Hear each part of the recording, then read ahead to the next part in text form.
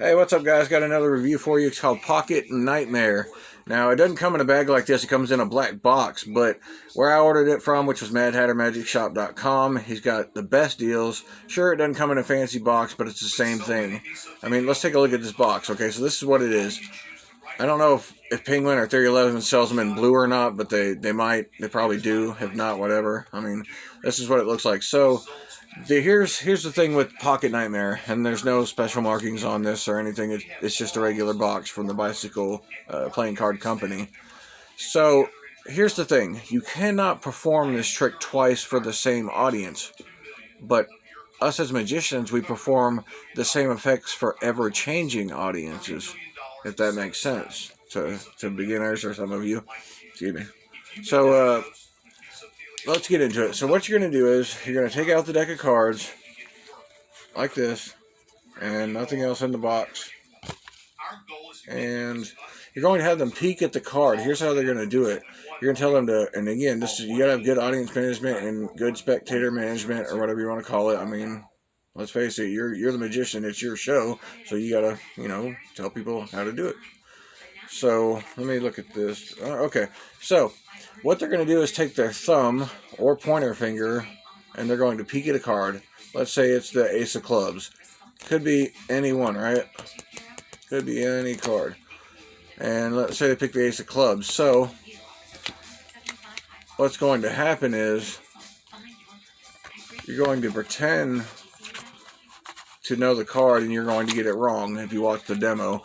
And about the demo video that comes with this, it's online instructions, and I honestly agree with Magic Orthodoxy. You get more out of watching the demo and how to perform it than you do with Max Maven. I mean, yeah, he goes over a lot of tips and tricks and things, but he talks more about the history of it than anything, and it's about a 5-minute long video, maybe 7 minutes max.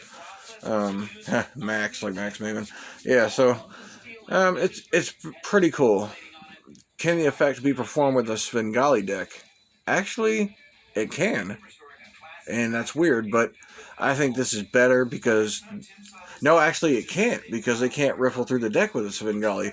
The spectator can take this deck and, go from left to right, moving cards from left to right in the pack. Let me show you what I mean by that. So once they have picked a card and you got it wrong, you tell them to find their card, right? Okay, so then, and I'm trying to do this, you're gonna have them go from left to right. It'll be in their left hand, and they'll be going through it like this, and it's kind of backwards looking on the camera. But from my right hand to my from left to right. Sorry, from left to right, pushing the cards off, looking for their card, and they're not going to find it. Okay, and then you tell them, whatever you want to come up with. You can copy Max Maven if you want to. I personally don't. I said I'd do this with one hand. And you pull out their card. Let's say that this was their card. The 8 of Clubs or whatever. And just pretend this is. And then you have their card in your hand. And it's no longer in the deck. Yet the deck has been in full view the entire time. And people know that you didn't take a card. This does not require stealing the card out of the deck or anything like that. It's not hard at all to do.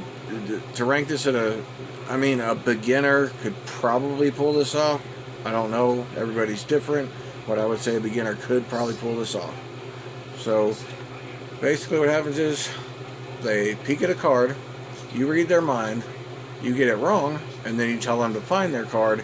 They can't find it, and you say, if you want to copy Max Maven, I said I'd do this with one hand. And then you pull their card out of your pocket, and they can look at it. It's examinable, their card. You put it back on top of the deck, put it back in your card case, for example. Put it back in your card case, and it goes in there. Now, here's one thing I agree with him. In his explanation video, he wants you to remove the 5 of diamonds, or whatever whole card, if that makes sense, or the secret card, or cards. You got to remove it, because you don't want them to get confused with the, like, say they pick the 5 of hearts, and then they second guess themselves while they're going through the deck, like, well, maybe it was the 5 of diamonds. You don't want that to happen, so you got to remove that whole card, and that's pretty much it. Nothing else to it. Very simple to perform. I'm sure it gets killer reactions. I haven't had time to do it in my show yet, but hopefully I will. And I hope you guys enjoyed this review. Please comment, rate, and subscribe. Smash that subscribe button. Thank y'all. See y'all in the next video. Peace.